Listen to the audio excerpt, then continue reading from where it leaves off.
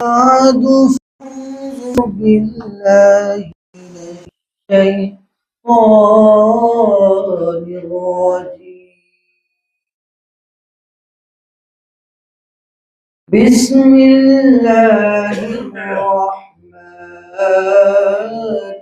الرحيم. ألهاكم التكاثر حتى زرتم المقابر. وقال تعالى في آية أخرى: كل نفس ذائقة الموت.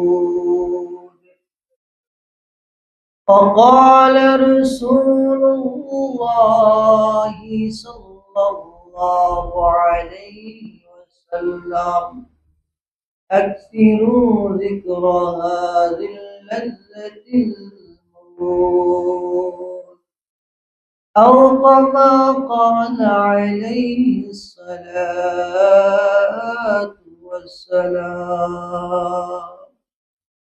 সকলেই দুরূদ শরীফ পড়ি। اللهم صل على محمد وعلى آل محمد كما صليت على إبراهيم وعلى آل إبراهيم إنك حميد مجيد. اللهم بارك على محمد وعلى آل محمد كما باركت على إبراهيم وعلى آل إبراهيم إنك حميد مجيد. الحمد لله। আল্লাহ জাল্লা শানুর দরবারে লাখো কোটি শুকরিয়া যে আল্লাহ পাক দয়া করে ইহসান করে আদর করে ভালোবেসে জুমার নামাজ আদায় করার জন্য আগে আগে জামে মসজিদ আসা তৌফিক দিয়েছেন। এই জন্য অন্তর খুলে শুকর আদায় করে আলহামদুলিল্লাহ। লক্ষ কোটি দরুদ ও সালাম সাইয়্যিদুল মুরসালিন ইমামুল মুরসালিন খাতামুন নবিয়্যিন শাফিঈ আযম নূরে মুজাসসাম হায়াতুন নবী জিন্দা নবী হযরত মুহাম্মদ রাসূলুল্লাহ সাল্লাল্লাহু তাআলা আলাইহি ওয়াসাল্লামের উপর যে পয়গম্বর আলাইহিস সালামকে আল্লাহ পাক সমস্ত জাহানের জন্য আল্লাহ তাআলা হেদায়েত স্বরূপ রাহ দেখানোর পথ প্রদর্শক হিসাবে যাকে আল্লাহ পাক গোটা জাহানের জন্য আল্লাহ পাক প্রেরণ করেছেন, যে পয়গম্বরকে আল্লাহ পাক সমস্ত জাহানের জন্য রহমত স্বরূপ প্রেরণ করেছেন, ওই পয়গম্বরের উম্মত হিসাবে আল্লাহ পাক আমাদেরকে কবুল করেছেন। এই জন্য আল্লাহ পাকের শুকর আদায় করছি আবার আলহামদুলিল্লাহ।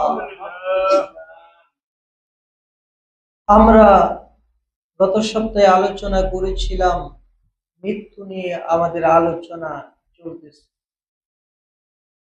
গত সপ্তাহে আলোচনা হয়েছিল যে কিরকম মওত আল্লাহ পাকের কাছে চাওয়া, এই বিষয়ে সংক্ষেপে অনেক আলোচনা হয়েছিল। এই সপ্তাহে মরণের আগে মরণের কিছু প্রস্তুতি দরকার, এই বিষয়ে ইনশাআল্লাহ আলোচনা করব। আমি আপনাদের সামনে পবিত্র কালামুল্লাহ থেকে 30 নং পারা আমপারা থেকে সূরাতুত তাকাসুরের প্রসিদ্ধ আয়াত, এই ছোট্ট সূরাগুলো আমরা নামাজে পড়ি, সবাই পড়ি, 2খানা আয়াতে কারিমা তেলাওয়াত করেছি। এই আয়াতগুলো আমরা পড়ি, অনেকে কিন্তু অর্থ জানি না, তাফসীর জানি না, ব্যাখ্যা জানি না। এই দুই আয়াতের উপর আল্লাহ চাহিত সংক্ষেপে কিছু কথা বলবো ইনশাআল্লাহ। আল্লাহ তাআলা মূলত পৃথিবীর মধ্যে মানুষকে প্রেরণ করেছেন আল্লাহ পাকের বন্ধু বানানোর জন্য, আল্লাহ পাকের ওলি বানানোর জন্য।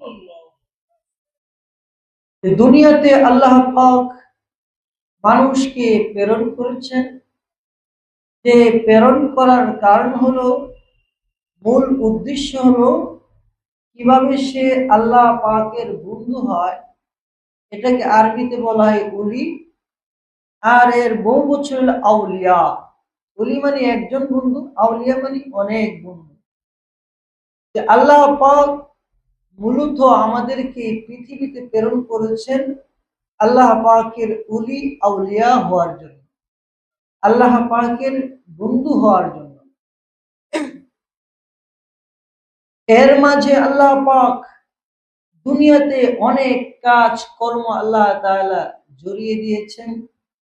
আল্লাহ তাআলা দেখতে চাইছেন যে এত কাজের ব্যস্ততার মধ্যেও আমার বন্ধু যারা হবে, আমার মাহবুব যারা হবে, আমার পেয়ারা যারা হবে, হাজারো ব্যস্ততা থাকতে পারে, হাজারো পেরেশানি থাকতে পারে, হাজারো চিন্তা থাকতে পারে, হাজারো কাজ থাকতে পারে, কিন্তু প্রকৃত পক্ষে আমি আল্লাহ জাল্লা শানুহুর যারা বন্ধু হবে, হাজারো চিন্তার মধ্যে, হাজারো ব্যস্ততার মধ্যে, হাজারো কাজের মধ্যে, তারা প্রত্যেকটা কাজের মধ্যে দেখবে ওই কাজের মধ্যে আমি আল্লাহর হুকুম আছে কিনা, ওই চিন্তার মধ্যে আমি আল্লাহর হুকুম আছে কিনা, চলার মধ্যে আমি আল্লাহর হুকুম আছে কিনা।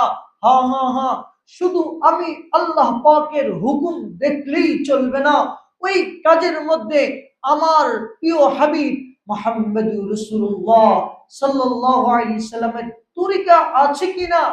যদি তারা প্রত্যেকটা কাজে কর্মে যারা আমি আল্লাহ পাকের বন্ধু হতে চাই, তাদের কাজ হবে আমি আল্লাহর হুকুম মুহাম্মদুর রাসূলুল্লাহর তরিকা।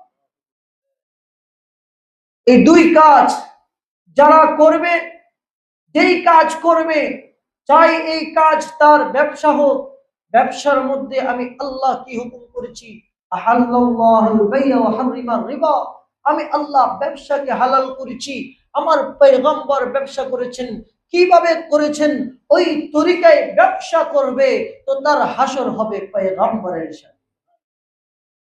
বিবাহ করবে, আমার পয়গম্বর কিভাবে বিবাহ করেছেন, কিভাবে উম্মতকে শিক্ষা দিয়েছেন, কিভাবে উম্মতকে এটা বাস্তবায়ন করার নির্দেশ দিয়েছেন, ওই ক্ষেত্রে সে আমি আল্লাহ বলেছি ফানকিহু মা তাবা লাকুম মিনান নিসা, ও আমার বান্দারা তোমরা মহিলাদের মধ্য থেকে বিবাহ করো। বিস্তারিত আলোচনা তাফসীরের কিতাবে আছে, এগুলো আগে আলোচনা করেছি। আমি আল্লাহ হুকুম দিয়েছি, কিন্তু এই হুকুম বাস্তবায়ন কিভাবে করতে হবে, মুহাম্মদুর রাসূলুল্লাহ সাল্লাল্লাহু আলাইহি সাল্লাম তার জীবনে, তার কর্মে প্র্যাকটিক্যালি ভাবে দেখিয়ে গিয়েছেন। ওই ক্ষেত্রে যদি সে বিবাহর ক্ষেত্রে যদি আমি রাসূলের আল্লাহর হুকুম মান্য করতে পারে আর রাসূলের আদর্শকে ধারণ করতে পারে, তাহলে বুঝে নিবা সে প্রকৃত ওলি আউলিয়া, সে আমার খাঁটি বান্দা, সে আমার মাহবুব। মুখে তো অনেক কথা বলা যায়, কিন্তু কর্মে কাজে যখন ফুটে উঠবে তার, সে মুখে বলেছে অনেক আল্লাহওয়ালা, কিন্তু তার আল্লাহওয়ালাগিরি তার কাজে প্রকাশ পায়। সে মুখে তো অনেক কথা বলে মানুষ, মুখে তো কোনো লাগাম নাই, মুখের কথা তো মানুষ কত কথাই বলে, কিন্তু তার কাজ হলো আসল, কাজে বোঝা যাবে সে খাঁটি আল্লাহওয়ালা না শয়তান।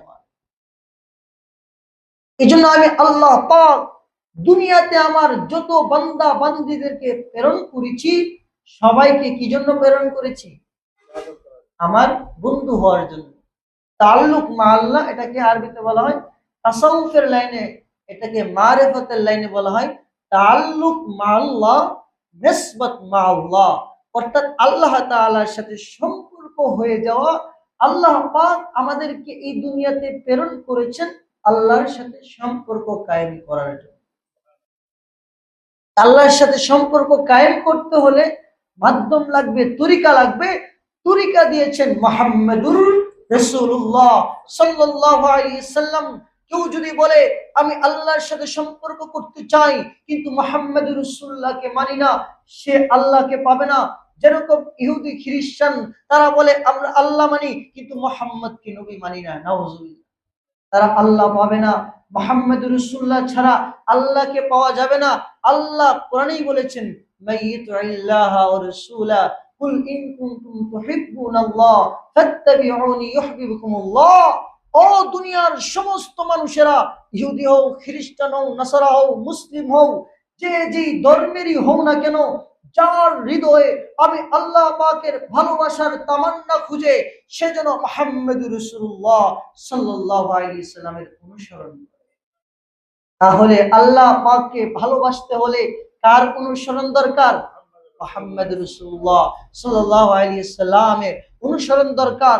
কেউ যদি আল্লাহকে পেতে চায় তাহলে খ্রিস্টানরা বলে আমি আল্লাহকে ভালোবাসি, আল্লাহ বলেন না তুমি আমাকে ভালোবাসো না, কারণ কি তুমি মুহাম্মদুর রাসূলুল্লাহকে মানো না। ইহুদিরা বলে আমি আল্লাহকে ভালোবাসি, ভালোবাসি বিদায়ী বছরে একদিন রোজাও রাখি, নামাজও করি, মুহররমের 10 তারিখে রোজাও রাখি, আল্লাহকে মানি। আল্লাহ বলেন না না না, তুমি আমাকে ভালোবাসো না, আমাকে ভালোবাসবা দলিল হলো কোরআন। কোরআনে আমি বলেছি আমাকে ভালোবাসবা, তো মুহাম্মদুর রাসূলুল্লাহর অনুসরণ করবা। মুহাম্মদুর রাসূলুল্লাহর অনুসরণ ছাড়া আল্লাহকে ভালোবাসা যাবে। 2 নাম্বার, মুহাম্মদুর রাসূলুল্লাহ সাল্লাল্লাহু তাআলা আলাইহি সাল্লাম বলেছেন, আল্লাহ যে বলেছেন আমি আল্লাহকে যদি ভালোবাসতে চাও তাহলে মুহাম্মদুর রাসূলুল্লাহর অনুসরণ করতে হবে।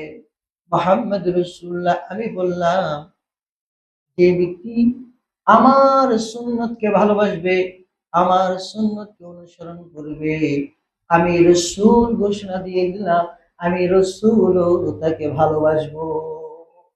রাসূলের সুন্নত কে যে ভালোবাসবে, মহব্বত করবে, তারাকতু ফীকুম আমরাইন লান তাযিল্লু তামাসসাকতু বিহিমা কিতাবাল্লাহি ওয়া সুন্নাত রাসূলি।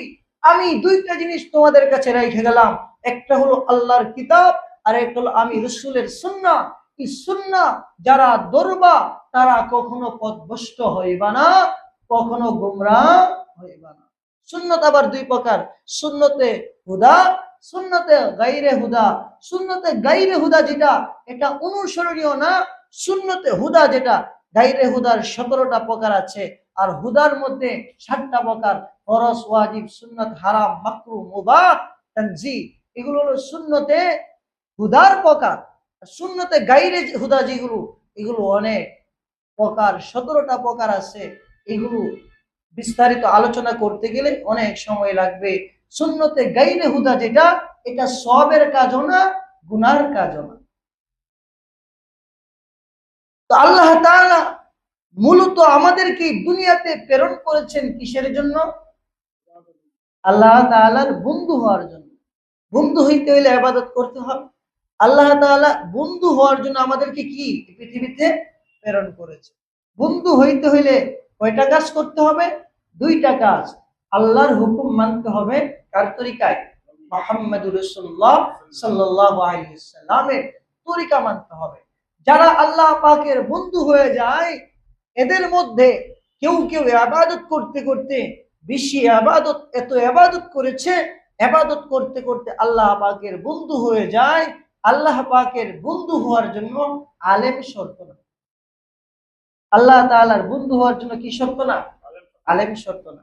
2টা কথা, একটা হলো আলেম আর একটা হলো গায়রে আলেম, আবেদ। আল্লাহর উলি, আল্লাহর উলি হওয়ার জন্য আলেম শর্ত না, কিন্তু আলেম হওয়ার জন্য আল্লাহর উলি হওয়া শর্ত। 2টার মধ্যে ব্যবধান আছে। একটা হলো আলেম আর একটা হলো গায়রে আলেম। গায়রে আলেম বলা হয় আম জনগণকে, যারা জনগণ আছে তাদেরকে বলা হয় আলেম না। যারা গায়রে আলেম বলা হয় আরবিতে, তারা আল্লাহর উলি হইতে পারে, এর মধ্যে কোনো বাধা নাই। কিন্তু আলেম যে হবে তার আল্লাহর উলি হইতে হবেই। আল্লাহর উলি হওয়া ছাড়া আলেম হওয়ার শরীয়তের ভাষায় কোনো অবজেকশন নাই।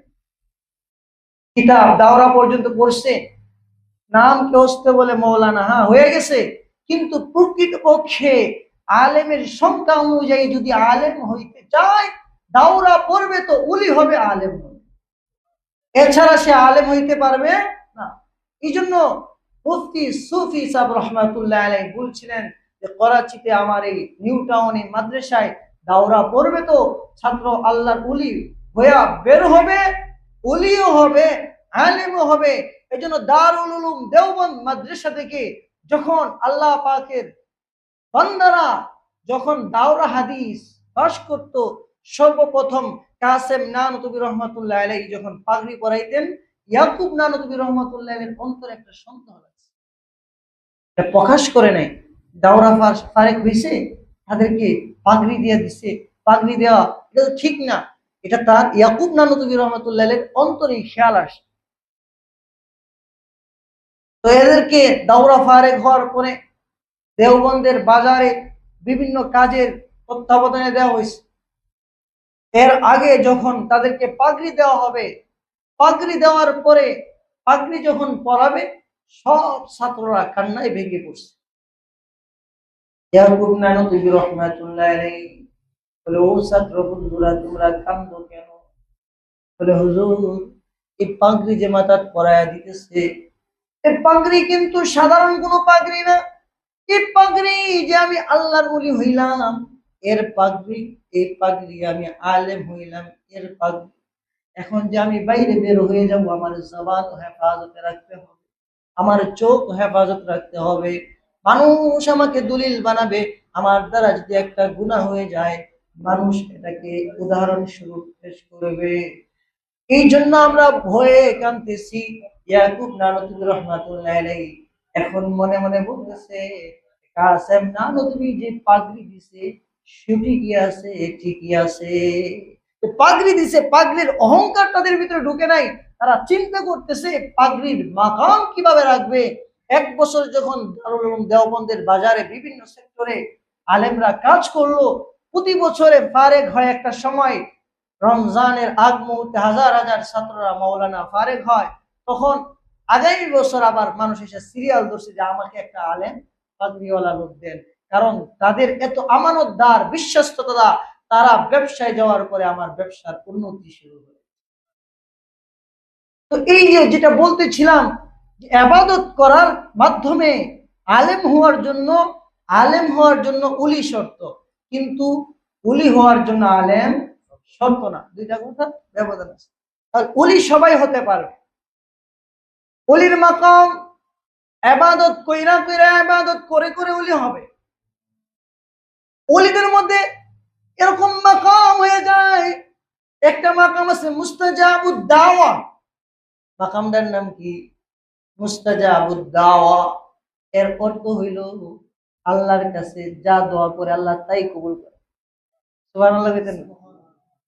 ইবাদতের দ্বারা হয়, বেশি বেশি জিকিরের দ্বারা হয়, বেশি বেশি কোরআন কারীমের তেলাওয়াতের দ্বারা কখনোই মাকাম অর্জন হয়। পাঁচ ওয়াক্ত নামাজ জামাতের সাথে পড়ার দ্বারা কখনোই মাকাম অর্জন হয়ে যায়। মুস্তাজাবুদ দাওয়া অর্থাৎ যেটা দোয়া করে এটাই আল্লাহ কবুল করেন। এই মাকাম বড় দামি মাকাম, ওলিদের একটা মাকাম, এটা হলো মুস্তাজাবুদ দাওয়া, যে আল্লাহর কাছে যা দোয়া করছে আল্লাহ তাই কবুল করে। হাত উঠাইছে তো, দোয়া তুলছে তো, হাতকে আল্লাহ তাআলা খালি হাতে ফিরাই না। তো এই মাকামে পৌঁছার জন্য ইবাদত করতে হবে।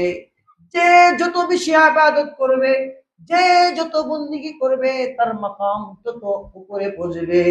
আল্লাহ পর্যন্ত পৌঁছাইতে হইলে ইবাদত দরকার, ইবাদত ছাড়া কেউ আল্লাহ পর্যন্ত পৌঁছতে পারবে। আর ইবাদতটা হবে মুহাম্মদ রাসূলুল্লাহর তরিকায়, নিজের মন চাই করলে হবে না। নামাজ পড়তে হবে মুহাম্মদ রাসূলুল্লাহর তরিকায়, বিবাহ করতে হবে মুহাম্মদ রাসূলুল্লাহর তরিকায়, ব্যবসা করতে হবে মুহাম্মদ রাসূলুল্লাহর তরিকায়, চলতে হবে মুহাম্মদ রাসূলুল্লাহর তরিকায়, কথা বলতে হবে মুহাম্মদ রাসূলুল্লাহর।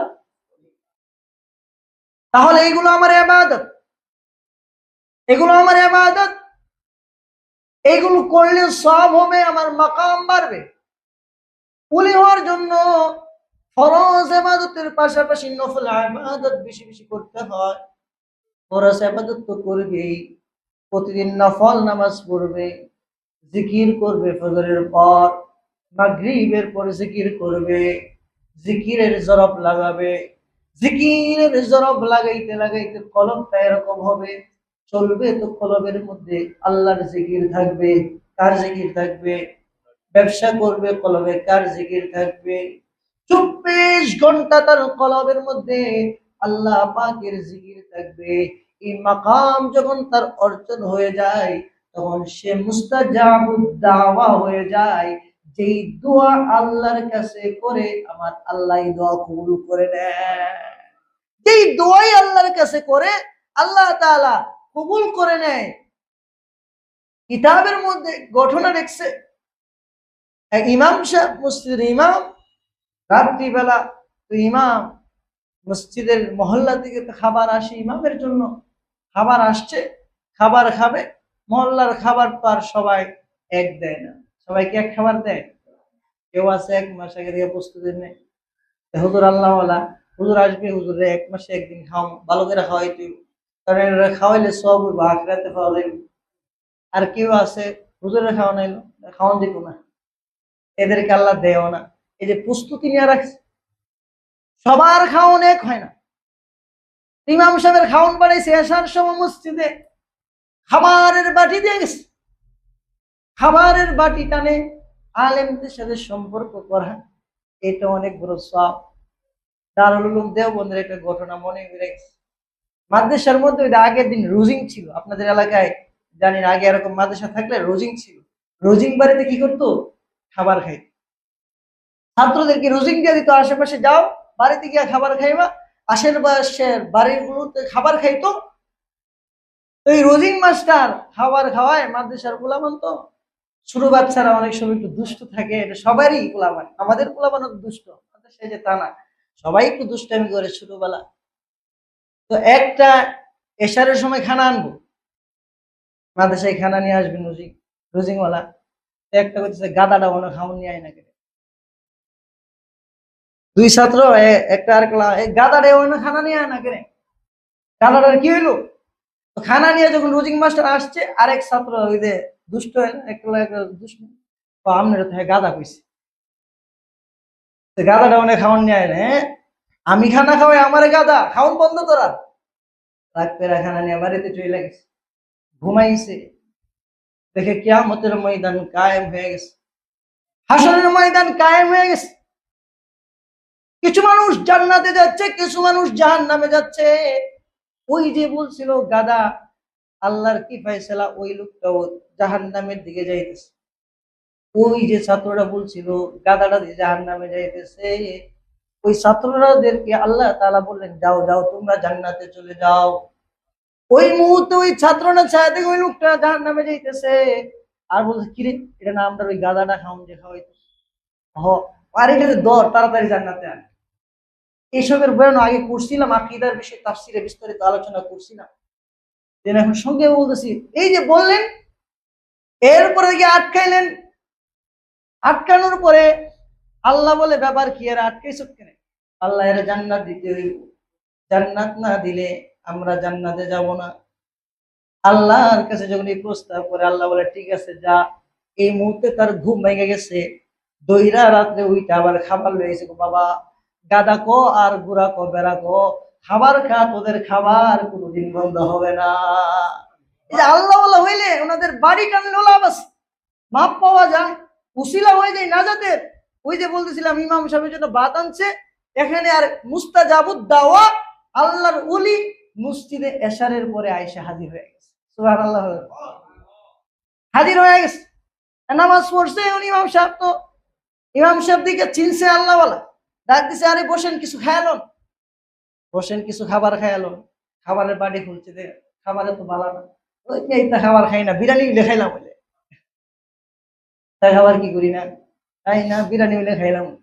ইমাম সাহেব মনে মনে দর বেশি করে আবার বিরিয়ানি যা আছে তাই তো খাইলে নিয়ম হইলো যা খাবারে ভাগ্যে আছে তাই খাইলে আর বিরিয়ানি হইলে খাইলে হইলে এই খাবার দিছি এটা খাইতো না। আচ্ছা ঠিক আছে ঘুমাও, এই যে এই আকাঙ্ক্ষা করছে বিরিয়ানি খাবে, রাত্রে 2টা বাজে ইমাম সাহেবের ঘরের মধ্যে নখ মারতেছে মহল্লার এক মহিলা, হুজুর দরজা খুলেন, কি ব্যাপার? ও খাবার নিয়ে আসছি।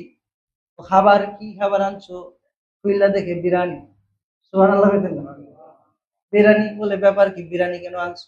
হুজুর আমার একটা সন্তান আজকে হারায় গেছে, মান্নত করছিলাম যদি সন্তানটারে পাই, আমার একটা মুরগি আছে মুরগি দিয়া দিলাম বিরিয়ানি রাইন্দা হুজুর রে খাওয়ায়া।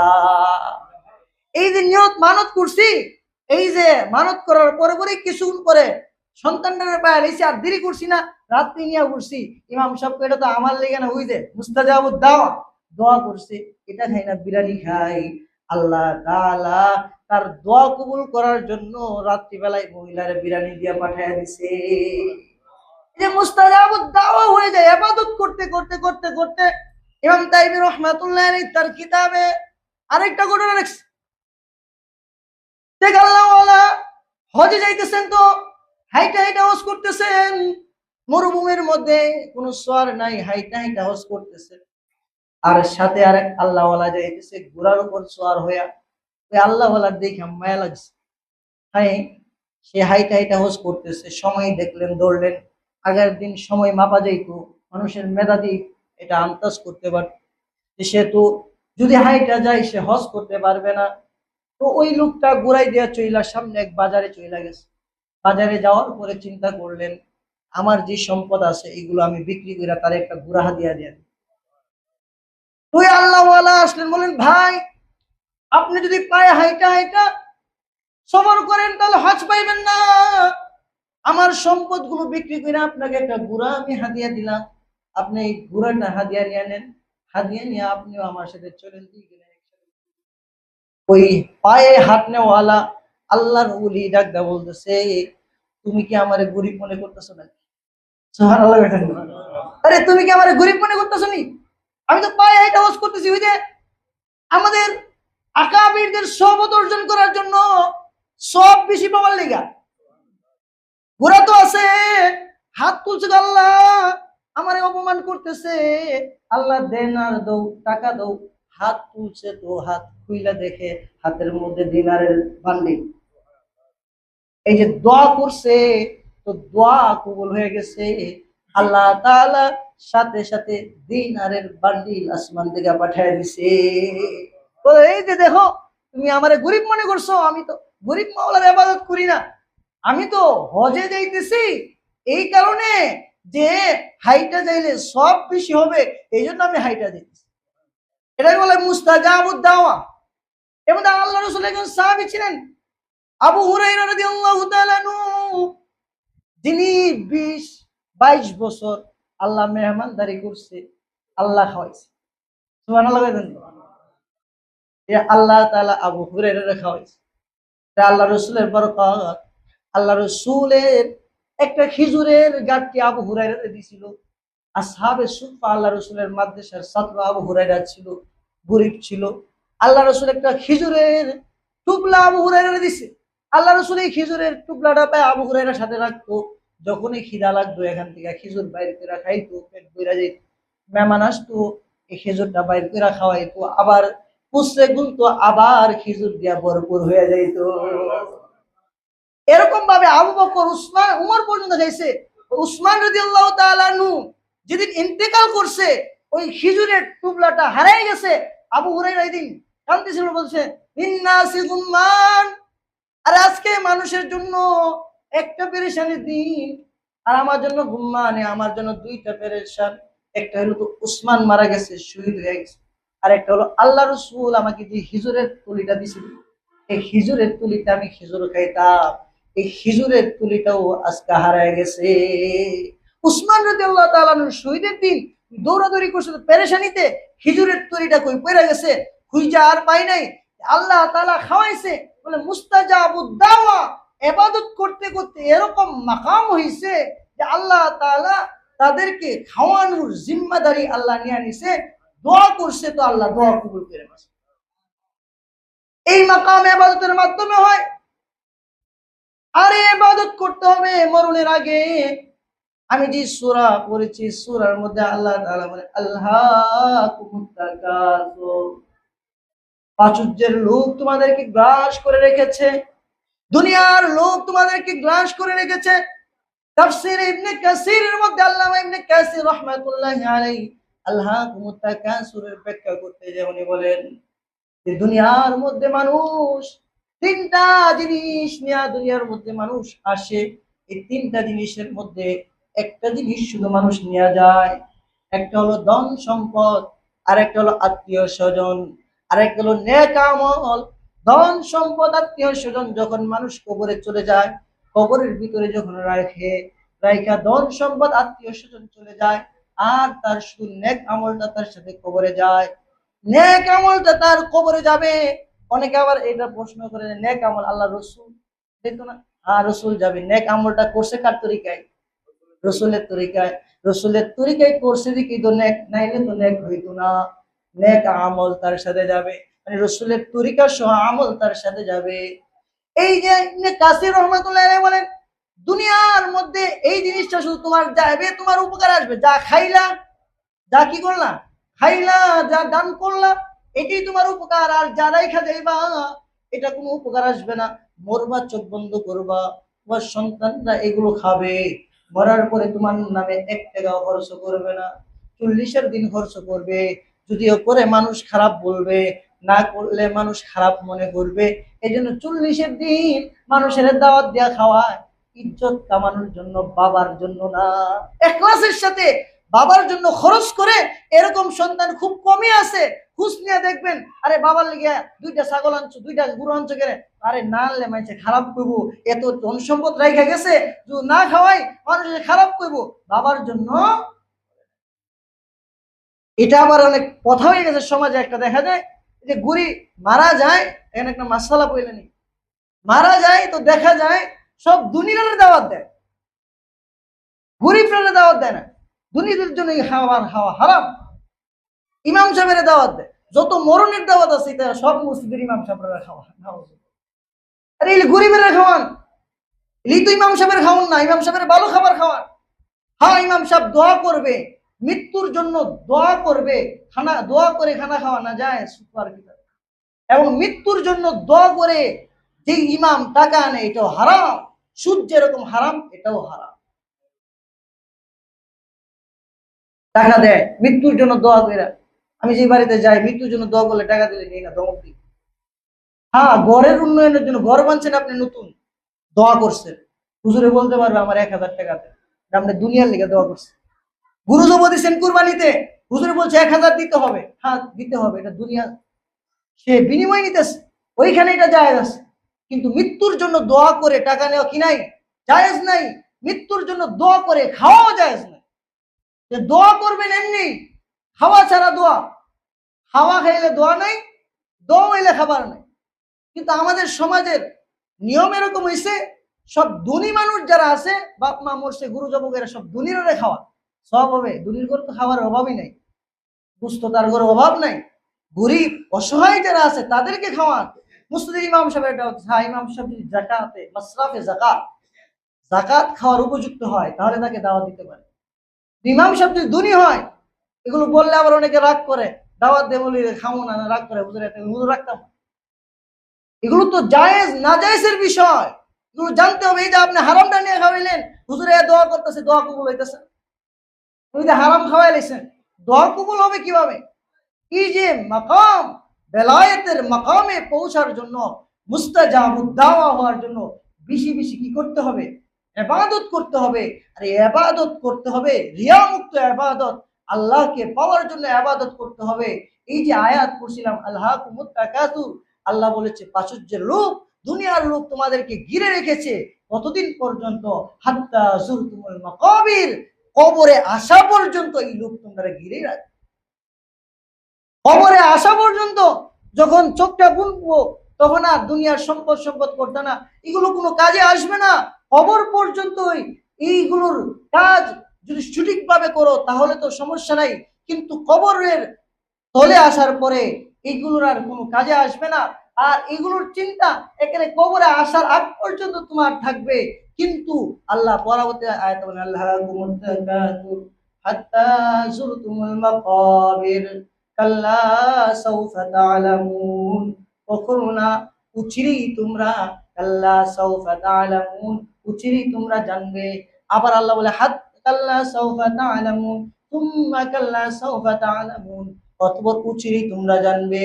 যে সম্পদের জন্য তোমরা এত গড়ছো, এত দৌড়ছো, এগুলো কোনো কাজে আসবে না। হাত্তা যুরতুমুল মাকাবির কাল্লা সাউফা তা'লামুন তুম্মা কাল্লা সাউফা তা'লামুন কাল্লা লাউ তা'লামুনা ইলমাল ইয়াকিন। একেবারে তোমরা অবশ্যই বুঝবে যেদিন ইয়াকিন, বিশ্বাস হয়ে যাবে, এদিন বুঝবা এই সম্পদ যে কোনো কাজে না, হারাম ভাবে যে কামাইছো এটা কোনো কাজে না, তখন বুঝলেও আর কোনো কাজে আসবে না। হাত্তা যুরতুমুল মাকাবির কাল্লা সাউফা তা'লামুন সুম্মা কাল্লা সাউফা তা'লামুন কাল্লা লাউ তা'লামুনা ইলমাল ইয়াকিন লাতারাউন্নাল জাহিম সুম্মা লাতারা। যারা এইগুলো অর্জন করার জন্য যারা ব্যস্ত হয়ে যাবে, তারা জাহিম নামের জাহান্নামে যাবে। লাতারাউন্নাল জাহিম সুম্মা লাতারাউন্নাহা আইনাল ইয়াকিন। যতক্ষণ পর্যন্ত এই দুনিয়াদাররা নিজেদের চোখ দ্বারা না দেখবে, ততক্ষণ পর্যন্ত বিশ্বাস করবে না। এর তাফসীর করতে গেলে আর অনেক সময় লাগবে। আল্লাহ বলতেছে এই যে এগুলো কোনো কাজে আসবে না, যেদিন কবরে আসার পরে চোখ দিয়ে দেখবে, এদিনই বিশ্বাস আসবে। আয় আয় কি করলাম, কি করলাম, এতগুলো কামাই করছি, এগুলো তো কোনো কাজে আসে নাই। এখন তো আমার ছেলেরাও আমার জন্য দান করে না, আমার মেয়েরাও দান করে না, বছরে একবার চল্লিশা করছে, একবার মনে করে বাবার কথা, রব্বির রাহমহুমা কামা রব্বায়ানি সগীরা। নামাজের পরে দোয়া করে না, কারণ হলো আমি তো আমার সন্তানের নামাজে শিখাই নাই। এই জন্য দুনিয়াতে থাকিয়া ইবাদত করতে হবে, ইবাদত করা মুস্তাজাবুদ দাওয়া হতে হবে, আল্লাহর উলিয়া উলিয়া হতে হবে। আর এটা করতে হবে কবে? হাত্তা যুরতুম মাকামাল মাকাবির আলহাকুমুত তাকাতুর হাত্তা যুরতুমুল মাকাবির। কবরে যাওয়ার আগেই ইবাদত কইরা আল্লাহর ওলি হইতে হবে। কবরে যাওয়ার আগেই আল্লাহর ওলি আল্লাহ তাআলা আমাদেরকে হওয়ার তৌফিক দান করুক। বাকি আলোচনা আগামী সপ্তাহে হবে ইনশাআল্লাহ। এশারের পরে তাফসীর হবে ইনশাআল্লাহ। আমরা আসবো।